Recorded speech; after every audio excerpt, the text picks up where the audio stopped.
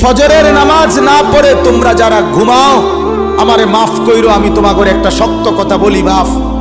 যাদের কপালে ফজরের নামাজের সেজদা নাই, তোমরা সব বাবারা ভাইরা রাস্তার কুত্তার লগে তোমারে মিলাইয়া দেখো, কুত্তার লগে তোমার কোনো পার্থক্য আছে কিনা।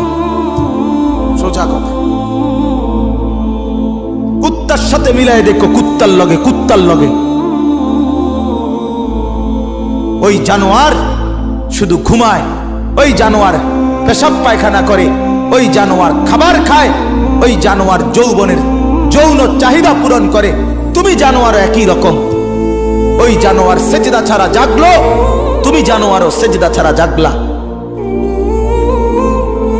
যদি বিবেক থাকে, লজ্জা থাকে, যদি মার দুধ খেয়ে থাকো, যদি মুসলমানের বাচ্চা হয়ে থাকো, যদি ইমানের রক্ত থাকে, ইমানের বিন্দু থাকে, তো যদি কানে আজান শুনে থাকো, তো আল্লাহর ওয়াস্তে নামাজ পড়ো।